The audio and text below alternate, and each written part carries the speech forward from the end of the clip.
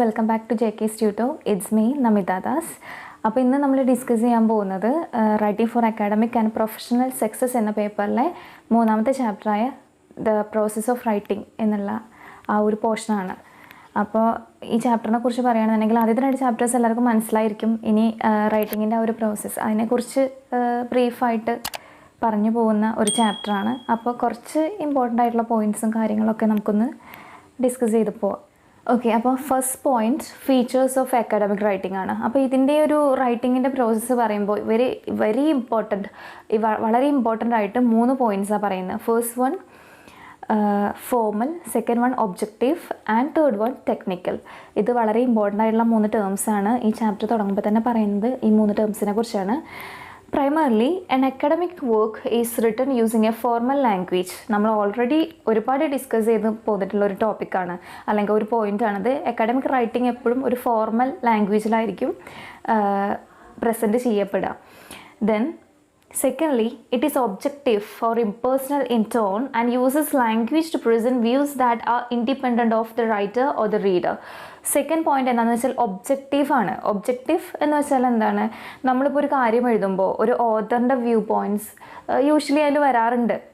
നമ്മുടെ view points കൂടി അതിൽ ആഡ് ചെയ്യാറുണ്ട്, നമ്മുടെ ഒപ്പീനിയൻസ്, നമ്മുടെ പേഴ്സ്പെക്റ്റീവ് ഒക്കെ വരാറുണ്ട്. പക്ഷേ അക്കാഡമിക് റൈറ്റിങ്ങിൻ്റെ കേസിൽ ഇതൊന്നും പാടില്ല. എന്താണോ ഫാക്റ്റ് അതിനെക്കുറിച്ചുള്ള ഡീറ്റെയിൽസ് ആയിരിക്കണം ഫോർമലായിട്ട് നമ്മൾ പ്രസൻറ്റ് ചെയ്യേണ്ടത്. Then thirdly, it is technical because it is organized in a set pattern. It uses technical terms or words and expressions specific to a discipline and it follows a style prescribed for the discipline.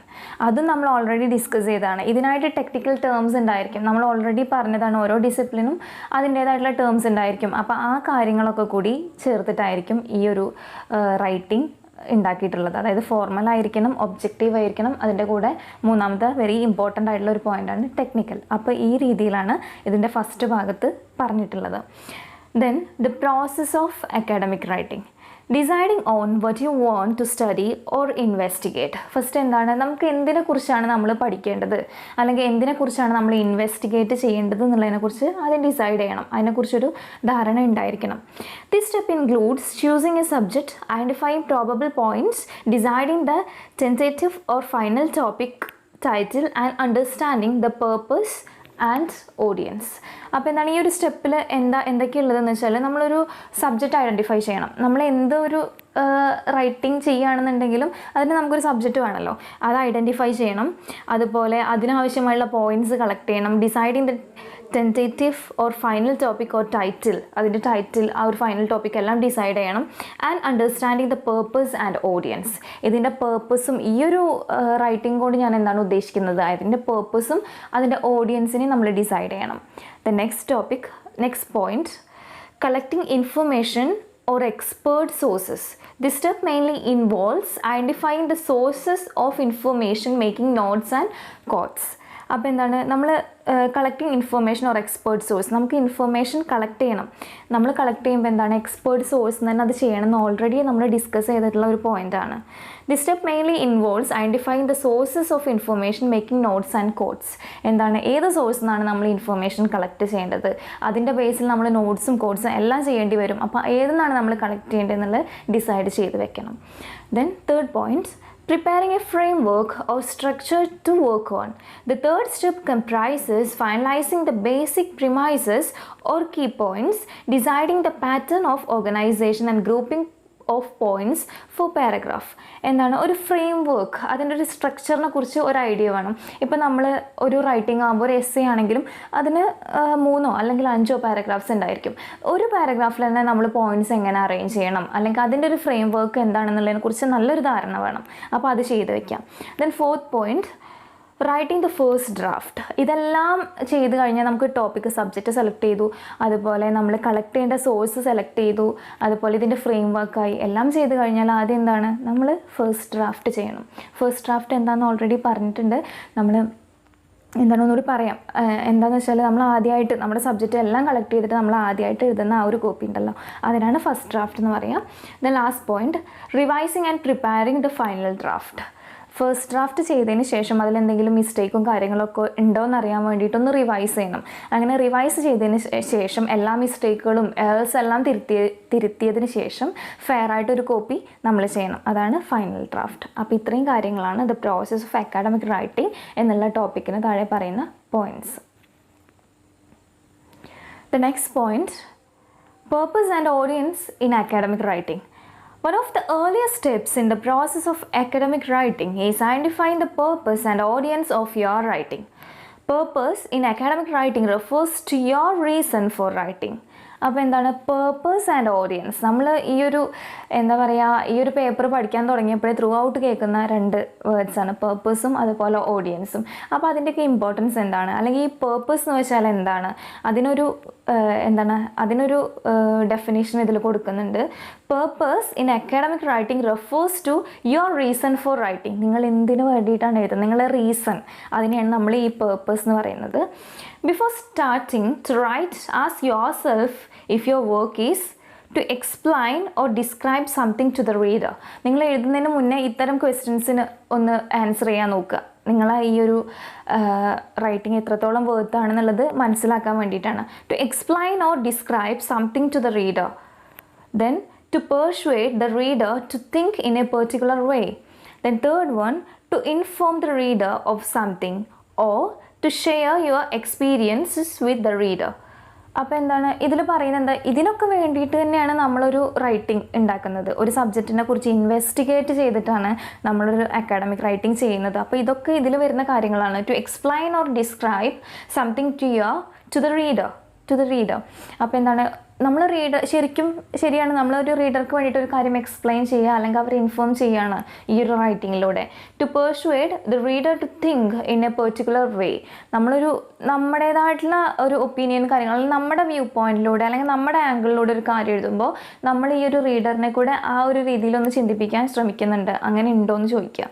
To inform the reader of something, എന്തിനെങ്കിലും കുറിച്ച് inform ചെയ്യാനാണോ?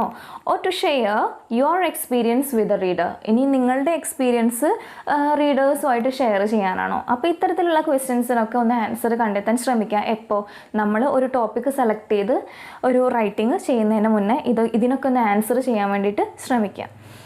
Okay, here is a list of academic writing assignments and the skills or purpose involved in each of them. ഒരു ടേബിളിൽ കുറച്ച് assignments, അതിൻ്റെ സ്കിൽസും social purpose involve എന്ന് പറഞ്ഞിട്ട് രണ്ട് കോളാക്കിയിട്ട് കൊടുത്തിട്ടുണ്ട്. അപ്പോൾ first one, descriptive essays and paragraphs, lab reports, other explanatory writing. ഇതൊക്കെ ആ റൈറ്റിങ്ങിൽ വരുന്നതാണ്.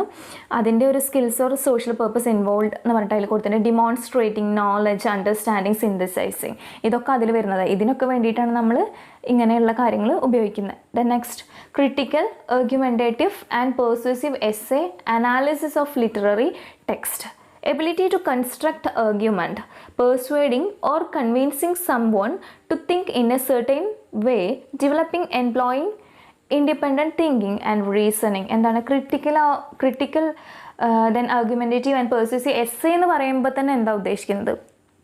ഒരു പെർട്ടിക്കുലർ വേയിൽ നമ്മൾ റീഡേഴ്സിനെ ചിന്തിക്കാൻ വേണ്ടി പ്രേരിപ്പിക്കുക. യെസ്, അങ്ങനെ ഒരു പോയിന്റും കൂടി അതിലുണ്ട്. അതായത് ഞാനൊരു എസ്സേ എഴുതുന്നതും മറ്റൊരു സ്റ്റുഡൻറ്റ് അല്ലെങ്കിൽ മറ്റൊരു വ്യക്തി ഒരു എസ്സേ എഴുതുന്നതും സെയിം ആയിരിക്കില്ല. മേ ബി ഒരു പോയിന്റ് കിട്ടിക്കഴിഞ്ഞാൽ, ഒരു ടോപ്പിക്ക് കിട്ടിക്കഴിഞ്ഞാൽ നമ്മുടെ വ്യൂ പോയിൻറ്റ്സ്, നമ്മുടെ എക്സ്പീരിയൻസ് അതിനനുസരിച്ചൊക്കെ ആയിരിക്കും നമ്മളെ റൈറ്റിംഗ് വരിക. നമ്മുടെ എക്സ്പീരിയൻസ് അനുസരിച്ച് ചിലർ നെഗറ്റീവായിട്ട് എഴുതാം, ചിലർ പോസിറ്റീവായിട്ട് എഴുതാം. അപ്പോൾ അങ്ങനെ ആ രീതിയിലൊക്കെ നമ്മൾ റീഡറിൻ്റെ ഒരു ഒപ്പീനിയൻ മോൾഡ് ചെയ്യാൻ നമുക്കും കൂടി അതിലൊരു എന്താ പറയുക, ഒരു ചാൻസ് ഉണ്ട്, അല്ലെങ്കിൽ ഒരു സാധ്യത അതിലൂടെ കിട്ടുന്നുണ്ട്. അപ്പോൾ നമ്മുടെ ആ ഒരു ഒപ്പീനിയനും നമ്മുടെ പെർസ്പെക്റ്റീവും ഒക്കെ നമ്മൾ എസ്സേ എഴുതുമ്പോൾ അറിയാതെ അതിൽ വന്നു പോകുന്നുണ്ട്.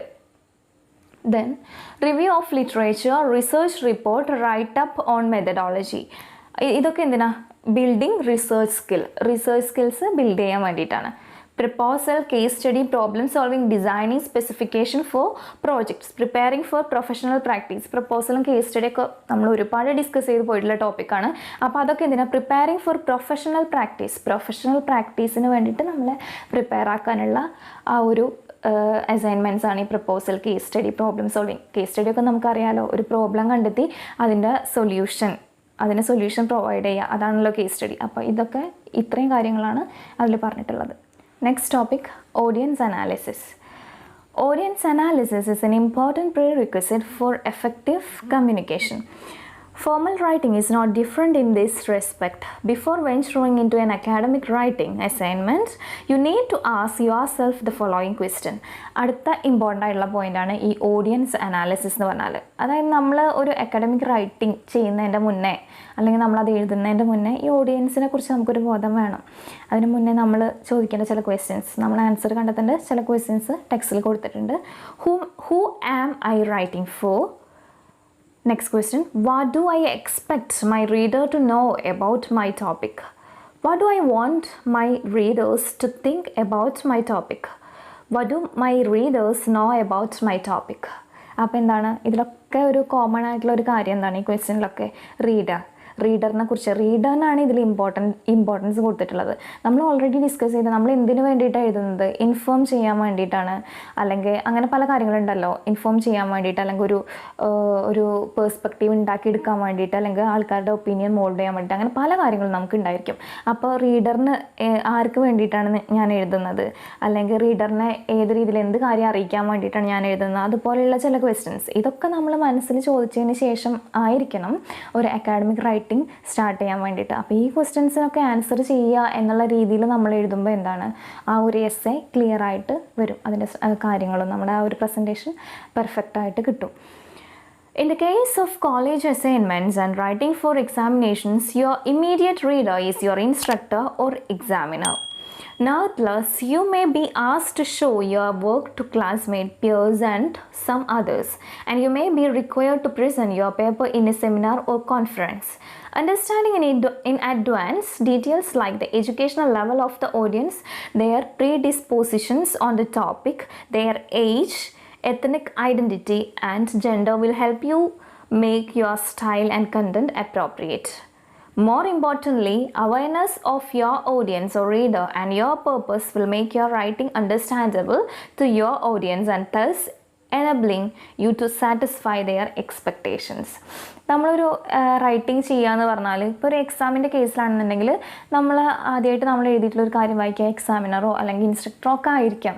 അല്ലെങ്കിൽ ഇപ്പോൾ ഒരു കോൺഫറൻസിന് അല്ലെങ്കിൽ ഒരു സെമിനാർ പ്രസൻറ്റേഷന് നമ്മൾ ചിലപ്പോൾ നമ്മുടെ ഫ്രണ്ട്സിൻ്റെ മുന്നിലൊക്കെ നമ്മൾ ഇത് പ്രസൻറ്റ് ചെയ്യേണ്ടതായിട്ട് വരും.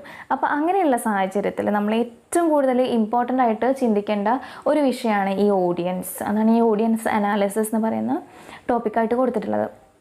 അതായത് ഓഡിയൻസിനെ കുറിച്ച് നമ്മൾ ചിന്തിക്കണം. അവരുടെ ഏജ്, അവരുടെ ജെൻഡർ, അവരുടെ എത്നിക് ഐഡൻറ്റിറ്റി, അങ്ങനത്തെ കാര്യങ്ങളെല്ലാം നമ്മൾ അതുപോലെ അവരുടെ എഡ്യൂക്കേഷണൽ ക്വാളിഫിക്കേഷൻ, നമ്മൾ ആരുടെ മുന്നിലാണ് ഇത് പ്രസൻറ്റ് ചെയ്യാൻ പോകുന്നത്, അവരുടെ ഏജ് അറിയണം. തീർച്ചയായിട്ടും ഏജ് അറിയണം. നമുക്കറിയാം ഇപ്പോൾ ഒരു 2ാം ക്ലാസ് പഠിക്കുന്ന കുട്ടീൻ്റെ മുന്നിൽ അല്ലെങ്കിൽ ഒരു ഫസ്റ്റ് സ്റ്റാൻഡേർഡിൽ പഠിക്കുന്ന ഒരു കുട്ടീൻ്റെ മുന്നിൽ ഡിഗ്രി ലെവൽ ഒരു ക്ലാസ് എടുത്തിട്ട് കാര്യമില്ല. അവർക്കൊന്നും മനസ്സിലാവില്ല, ആ ലെവലിൽ ചിന്തിക്കാൻ കഴിയില്ല. നേരെ തിരിച്ചും ഒരു ഡിഗ്രി ലെവൽ ഒരു സ്റ്റുഡൻറ്റിൻ്റെ മുന്നിൽ നമ്മൾ 1ാം ക്ലാസ്സിൽ പോയി എടുത്തിട്ട് കാര്യമില്ല. അപ്പം നമ്മൾ ഓഡിയൻസ് ഏത് ലെവലിലാണ്, അവരുടെ എഡ്യൂക്കേഷണൽ ക്വാളിഫിക്കേഷൻ, അതുപോലെ ജെൻഡർ, എത്നിക് ഐഡൻറ്റിറ്റി, അങ്ങനത്തെ കാര്യങ്ങളെല്ലാം നമുക്കറിയണം. ഇതിൽ എത്നിക് ഐഡൻറ്റിറ്റി എന്നൊക്കെ പറയുമ്പോൾ ഇപ്പോൾ ഒരു പ്രത്യേക ആയിട്ട് ഒപ്പീനിയൻസ് ഉണ്ടായിരിക്കുമല്ലോ, അല്ലെങ്കിൽ ആറ്റിറ്റ്യൂഡ് ഉണ്ടായിരിക്കും. ചിലപ്പോൾ ഒരു ഗ്രൂപ്പ് ഓഫ് പീപ്പിൾ ആയിരിക്കാം, അതിലുള്ള അവരുടെ ആ ഒരു ആറ്റിറ്റ്യൂഡ് എന്താണ്, അല്ലെങ്കിൽ അവരുടെ ആ ഒരു കാര്യങ്ങളെല്ലാം മനസ്സിലാക്കിയതിന് ശേഷം ആയിരിക്കണം നമ്മളൊരു കാര്യം ഇങ്ങനെ പ്രസൻറ്റ് ചെയ്യേണ്ടത്. അപ്പോൾ ഓഡിയൻസ് ഇതിൽ ഇമ്പോർട്ടൻ്റ് ആയിട്ടുള്ളൊരു റോളുണ്ട്. നമ്മൾ പലപ്പോഴും പറയുന്ന എഴുതി കഴിഞ്ഞാൽ അത് ഓഡിയൻസിൻ്റെ കയ്യിലാണ്. അവരാണത് വിലയിരുത്തേണ്ടതും അവർക്ക് വേണ്ടിയിട്ടാണ്. അവർക്ക് മനസ്സിലാവുന്ന രീതിയിൽ അവരുടെ ലെവലിനനുസരിച്ച് പ്രസൻറ്റ് ചെയ്യാൻ നോക്കുക. അത് നല്ലൊരു കാര്യമാണ്. Then next topic, choosing an appropriate voice. Choosing an appropriate voice. നമ്മൾ ഒരു അപ്രോപ്രിയേറ്റ് യോജിക്കുന്ന ഒരു വോയിസിൽ നമ്മൾ എഴുതാൻ ശ്രമിക്കണം. In whose voice do you speak in an academic work? What are the appropriate pronouns to be used in an academic work?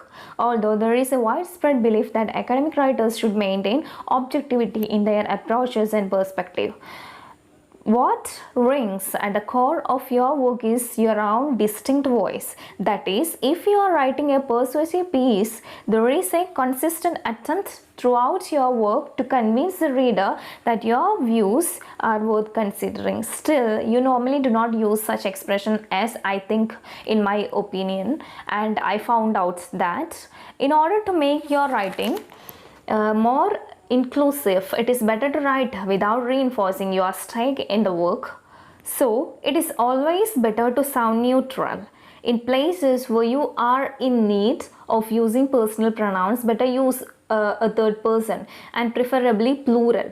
But there are certain assignments that require autobiographic, reflective writing and writing that asks your personal views, where it becomes essential to use first person. In other genres of writing, academic writing, it is advisable to adopt a third person plural for the following reason. ഒരുപാട് വലിച്ചു നീട്ടി കൊടുത്തിട്ടുണ്ട്. ഇതിൽ just വളരെ important ആയിട്ട് കുഞ്ഞു points ആണ് പറയുന്നത്. അതായത് നിങ്ങൾ ഏത് വോയിസിൽ എഴുതും, ഫസ്റ്റ് പേഴ്സൺ ആ ഒരു വോയിസിൽ നിങ്ങൾ എഴുതുമോ, അത് തേർഡ് പേഴ്സൺ ആ ഒരു രീതിയിൽ നിങ്ങൾ എഴുതുമോ. അതായത് നിങ്ങളതായിട്ട് ഒരു ടോപ്പിക്കിനെ കുറിച്ച് എഴുതാമെന്ന് പറഞ്ഞാൽ നിങ്ങളുടെ പേഴ്സണായിട്ടുള്ള വ്യൂസ് തന്നെയാണ് എഴുതുന്നത്. പക്ഷേ ഒരു റിസർച്ച് റിപ്പോർട്ടോ അല്ലെങ്കിൽ പ്രോജക്റ്റോ എഴുതുമ്പോൾ എപ്പോഴും പറഞ്ഞിട്ടുണ്ട് I think, in my view, I found that, അങ്ങനെ പറഞ്ഞിട്ടുള്ളത് പരമാവധി ഒഴിവാക്കുന്നതായിരിക്കും നല്ലത്. ഫസ്റ്റ് പേഴ്സണിൽ എഴുതുന്നതിലേറെ നല്ലത് നമ്മൾ ന്യൂട്രലായിട്ട് എഴുതുന്നതായിരിക്കും ഏറ്റവും ബെറ്റർ. അതായിരിക്കും. കാരണം അങ്ങനെ ആകുമ്പോൾ ഒരുപാട് മെജോറിറ്റി ആയിട്ടുള്ള ആൾക്കാരെ നമുക്ക് അതിലൂടെ കൺസിഡർ ചെയ്യാൻ പറ്റും. അതായത് ഒരു പ്രത്യേക രീതിയിൽ ഒരു പ്രത്യേക വ്യക്തിയായിട്ട് എഴുതേണ്ട കാര്യം ഇല്ല. പിന്നെ ചില കേസിൽ എന്താണ് ഓട്ടോബയോഗ്രഫിക്കലായിട്ടുള്ള കാര്യങ്ങൾ എഴുതുമ്പോൾ ഫസ്റ്റ് പേഴ്സൺ യൂസ് ചെയ്യേണ്ടി വരും. അത് പ്രത്യേകം പറയുന്നുണ്ട്. There are certain assignments that require autobiographic, reflective writing and writings that ask your personal views, where it becomes essential to use first person. Okay, the next point, third person. അതായിരിക്കും ഏറ്റവും better. Third person എന്നുള്ള രീതിയിൽ പ്ലൂറലായിട്ട് എഴുതാം. പ്ലൂറലായിട്ട് ദേ എന്ന് use ചെയ്യാം. അത് എഴുതുമ്പോൾ അതിന് ചില റീസൺസ് ഉണ്ട്. അതെന്താണെന്ന് നോക്കാം. A third person perspective envisions a broader audience. എന്താണ് ഒരു തേർഡ് പേഴ്സണിൽ നമ്മൾ എഴുതുമ്പോൾ എന്താണ് ദേ യൂസ് ചെയ്യുമ്പോൾ എന്താണ് ഒരുപാട് ആൾക്കാരെ, മെജോറിറ്റി ഒരുപാട് ആൾക്കാരെ നമ്മൾ വിഷ്വലൈസ് ചെയ്ത് എഴുതുന്ന ആ ഒരു ഇത് വരും. It helps you to assure the reader that the topic of your work is of interest not only to you. അപ്പോൾ എന്താണ് പ്ലൂറൽ നമ്മൾ എഴുതുമ്പോൾ എന്താണ് നമ്മുടെ ഇൻട്രസ്റ്റ് മാത്രമല്ല, ഒരുപാട് ആൾക്കാരെ നമ്മളതിൽ പരിഗണിക്കുന്നുണ്ട്, അവരെക്കുറിച്ച് പറയുന്നുണ്ട്. സോ എന്താണ് ദേ എന്നൊക്കെ യൂസ് ചെയ്യുമ്പോൾ ഇത് എൻ്റെ മാത്രം ഇൻട്രസ്റ്റ് അല്ല, ഒരുപാട് ആൾക്കാരുടെയും കൂടിയാണെന്നുള്ളത് നമുക്ക് വരുത്താൻ സാധിക്കും. Then next point, the use of plural form help you to make your writing gender neutral. ദേ എന്ന് പറയുമ്പോൾ എന്താണ് നമുക്ക് പ്ലൂറലായിട്ട് എഴുതുമ്പോൾ ജെൻഡർ ന്യൂട്രൽ ആണത്. അതാണ് ഏറ്റവും ബെറ്റർ. അതാണ് ഒരു പ്രത്യേക ജെൻഡറിന് വേണ്ടിയിട്ട് എഴുതാതെ നമ്മളൊരു റൈറ്റിംഗ് എഴുതുമ്പോൾ അത് അങ്ങനെ ഒരു ഡിസ്ക്രിമിനേഷനോ അല്ലെങ്കിൽ ഒരു പാർഷ്യാലിറ്റിയോ ഇല്ലാതെ നമ്മൾ പൊതുവെ ഒരു വ്യക്തി എന്നുള്ള രീതിയിൽ ആൾക്കാർക്ക് അങ്ങനെ വായിക്കാൻ പാകത്തിന് എഴുതുന്നതായിരിക്കും ബെറ്റർ. അപ്പോൾ അങ്ങനെ ഈ കാര്യങ്ങളൊക്കെ നോക്കുമ്പോഴും എപ്പോഴും നമ്മൾ പ്ലൂറൽ ആ രീതിയിൽ എഴുതായിരിക്കും ബെറ്റർ. അപ്പോൾ ഇത്രയും കാര്യങ്ങളാണ് ആ ഒരു ഭാഗത്ത് പറയുന്നത്. The next topic, the process of writing academic essays. Essay writing is one of the most common assignment format for college students. An essay contains a set of paragraphs structured in a logical manner. Paragraphs are regarded as the building blocks of an academic essay. Use of bullet points and side headings are to be avoided in academic essay unless they are unavoidable. എസ്സേയെ കുറിച്ച് പറയുകയാണെന്നുണ്ടെങ്കിൽ നമ്മൾ കഴിഞ്ഞ ചാപ്റ്ററിൽ ഒരുപാട് detailed ആയിട്ട് പറഞ്ഞിട്ടുള്ള കാര്യമാണ്. ഈ എസ്സേസ് എന്ന് പറയുമ്പോൾ 3 പാരഗ്രാഫ് എസ്സേ പറഞ്ഞിട്ടുണ്ട്, 5 പാരഗ്രാഫ് എസ്സേ എന്ന് പറഞ്ഞിട്ടുണ്ട്, ഡീറ്റെയിൽഡ് ആയിട്ട് പറഞ്ഞു പോയിട്ടുണ്ട്. അപ്പോൾ അതൊന്ന് റെഫർ ചെയ്യാം. Then steps in planning an essay important ആയിട്ടുള്ളൊരു ടോപ്പിക്കാണ്. 3 പാരഗ്രാഫും 5 പാരഗ്രാഫും എന്ന് അറിയാമെന്ന് വിചാരിക്കുന്നു. അതിനുശേഷം അതിനെക്കുറിച്ചൊന്ന് ഡിസ്കസ് ചെയ്തതിന് ശേഷം വരുന്ന ടോപ്പിക്കാണ് സ്റ്റെപ്സ് ഇൻ പ്ലാനിങ് എസ്സേ. അതിൽ പ്രീ റൈറ്റിംഗ് വരുന്നുണ്ട്, റൈറ്റിംഗ് വരുന്നുണ്ട്, റിവൈസിങ് വരുന്നുണ്ട്. അപ്പോൾ ഇത്രയും കാര്യങ്ങളാണ് അതിൽ ഡിസ്കസ് ചെയ്ത് പോകുന്നത്. നമുക്ക് സിമ്പിളായിട്ടൊന്ന് നോക്കാം. Pre writing. First point, pre writing. Understand the question or topic, purpose and audience. ഇത്രയും നേരം പറഞ്ഞ കാര്യം. നമ്മൾ ടോപ്പിക്ക് മനസ്സിലാക്കണം, പേർപ്പസ് മനസ്സിലാക്കണം, ഓഡിയൻസിനെ മനസ്സിലാക്കണം. പ്രീ റൈറ്റിംഗ് എന്താണ്? പ്രീ റൈറ്റിംഗ് എന്ന് പറഞ്ഞാൽ എന്താണ്? പ്രീ വരുമ്പോൾ നമ്മൾ എഴുതുന്നതിന് മുന്നേ ശ്രദ്ധിക്കേണ്ട കാര്യം. Use prewriting techniques like brainstorming, clustering, mind mapping or outlining to list and organize your ideas. ഇതൊക്കെ ചില മെത്തേഡ്സാണ്. ഇത് ഡിസ്കസ് ചെയ്ത് വരും. അപ്പോൾ ഈ കാര്യങ്ങളിലൂടെയൊക്കെ നമുക്ക് നമ്മുടെ ഐഡിയാസിനെ ഓർഗനൈസ് ചെയ്യാം, ലിസ്റ്റ് ഔട്ട് ചെയ്യാം, അങ്ങനെയൊക്കെ ചെയ്യാം. If your instructor has given you a question, convert the question into a topic. If the topic is given by the instructor, convert the topic into a question. If only a keyword is given, you are required to frame topic as well as the question or questions. അതായത് നമുക്കിപ്പോൾ ഒരു academic writing ചെയ്യാൻ വരികയാണെങ്കിൽ, ഒരു essay എഴുതാൻ വരികയാണെന്നുണ്ടെങ്കിൽ എന്താണ്, ചിലപ്പോൾ നമുക്കതൊരു ക്വസ്റ്റ്യൻ ആയിട്ടായിരിക്കും തരിക, അല്ലെങ്കിൽ ഒരു ടോപ്പിക് ആയിട്ടായിരിക്കും തരിക. ഇപ്പം ഫ്ലഡ് ഒരു ടോപ്പിക്കാണ്, ചിലപ്പോൾ അതുമായിട്ട് ബന്ധപ്പെട്ടിട്ടൊരു ക്വസ്റ്റ്യൻ ആയിരിക്കും നമുക്ക് തരിക. അപ്പോൾ നമ്മൾ എന്ത് ചെയ്യണം, അതിൻ്റെ എന്താണ് ആ കീവേഡ് അല്ലെങ്കിൽ എന്താണ് ആ ടോപ്പിക്ക് നമ്മൾ കണ്ടെത്തണം. തീർച്ചയായിട്ടും ഫ്ലഡ് നമുക്ക് മനസ്സിലാവും. ഇനിയിപ്പോൾ അതല്ല ഒരു ടോപ്പിക്കായിട്ട് തരികയാണെങ്കിൽ എന്തായിരിക്കും ക്വസ്റ്റ്യൻ, റെലവൻ്റ് ആയിട്ടുള്ള ക്വസ്റ്റ്യൻ ഇതിൽ വരാൻ ചാൻസ് ഉള്ള എന്താണെന്ന് നമ്മൾ ചിന്തിക്കണം. അപ്പോൾ തിരിച്ചും മറിച്ചും ചിന്തിച്ചതിന് ശേഷം വേണം നമ്മളൊരു അക്കാഡമിക് റൈറ്റിംഗ് ചെയ്യാനായിട്ട്. Then identify sources, gather relevant materials. ആദ്യം ഡിസ്കസ് ചെയ്ത കാര്യം തന്നെ, നമ്മൾ സോഴ്സസ് ഐഡൻറ്റിഫൈ ചെയ്യണം. നമുക്ക് റിലവൻ്റ് ആയിട്ടുള്ള മെറ്റീരിയൽസ് അവൈലബിൾ ആയിട്ടുള്ള സോഴ്സസ് നമ്മൾ ഐഡൻറ്റിഫൈ ചെയ്യേണ്ടതുണ്ട്. Then prepare an outline, design the logical ordering of ideas or cluster ideas four paragraphs. ആദ്യം ഡിസ്കസ് ചെയ്തിട്ടുള്ള കാര്യങ്ങൾ തന്നെയാണ്. എന്താണ്, നമുക്കൊരു ഔട്ട്ലൈൻ ഇടണം, നമ്മളതൊരു ലോജിക്കൽ ഓർഡറിൽ വേണം നമ്മൾ എസ്സേ എഴുതാൻ വേണ്ടിയിട്ട്. അപ്പോൾ അതിൻ്റെ കാര്യങ്ങളൊക്കെ ഒന്ന് ശ്രദ്ധിക്കണം. Identify the thesis statement. Thesis statement എന്നാണ് അതിൻ്റെ ടോപ്പിക്കാണ്, ആ ഒരു സ്റ്റേറ്റ്മെൻറ്റാണ് തീസിസ് സ്റ്റേറ്റ്മെൻറ്റ്. അതെന്താണെന്നുള്ളത് ഐഡൻറ്റിഫൈ ചെയ്യണം. അപ്പോൾ ഈ പ്രീ റൈറ്റിങ്ങിൽ കാര്യമായിട്ട് പഠിക്കാനൊന്നുമില്ല, കഴിഞ്ഞ ചാപ്റ്ററിൽ നമ്മൾ ഡിസ്കസ് ചെയ്തു പോയ കാര്യങ്ങളാണ്. അപ്പോൾ അതൊന്ന് ശ്രദ്ധിക്കുക. The next topic, writing.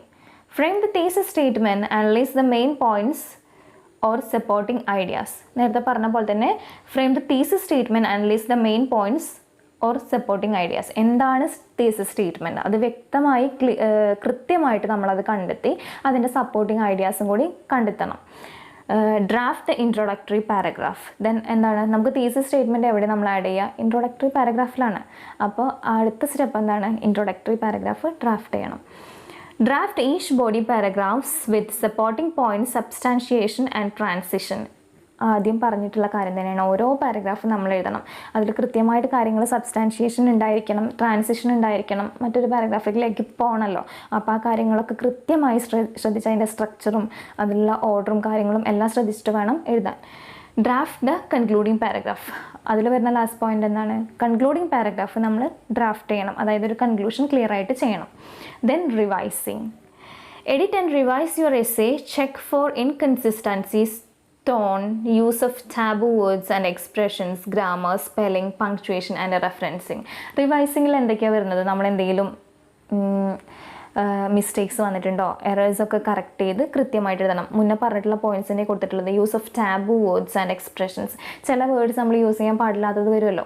നമ്മൾ ടാബു എന്നൊക്കെ പറഞ്ഞാൽ എങ്ങനെയാണ് പറയാം, ആ ഒരു സന്ദർഭത്തിൽ യൂസ് ചെയ്യാൻ പാടില്ലാത്ത വേർഡ്സൊക്കെ ഇടയിൽ കയറി വന്നിട്ടുണ്ടെങ്കിൽ അതിനൊക്കെ റിമൂവ് ചെയ്ത് കൃത്യമായിട്ടുള്ള വേർഡ്സും കാര്യങ്ങളും അതിൽ ആഡ് ചെയ്യണം.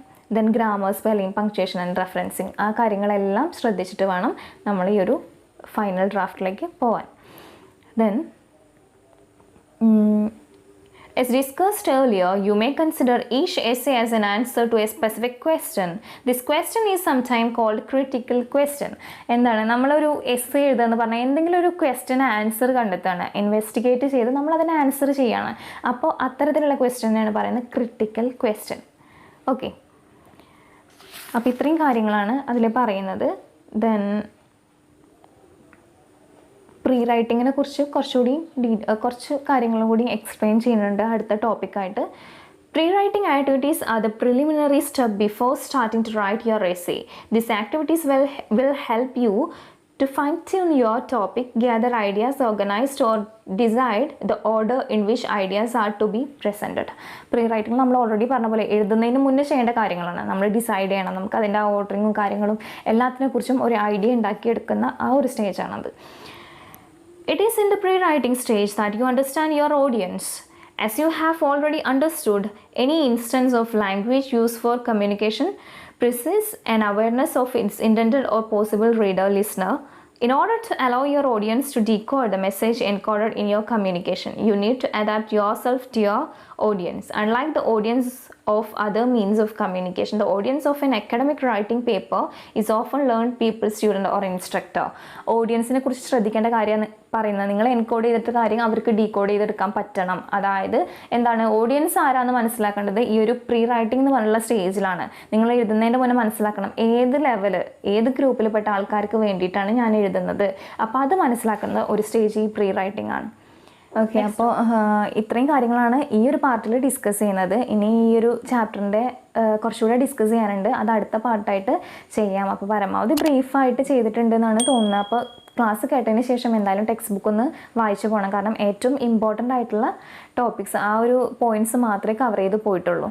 അപ്പോൾ ഇത്രയും കാര്യങ്ങളാണ് ഈ ഒരു ചാപ്റ്ററിൻ്റെ ഫസ്റ്റ് പോർഷനിൽ ഡിസ്കസ് ചെയ്യാനുള്ളത്. എല്ലാവർക്കും മനസ്സിലായി എന്ന് വിചാരിക്കുന്നു. Thank you.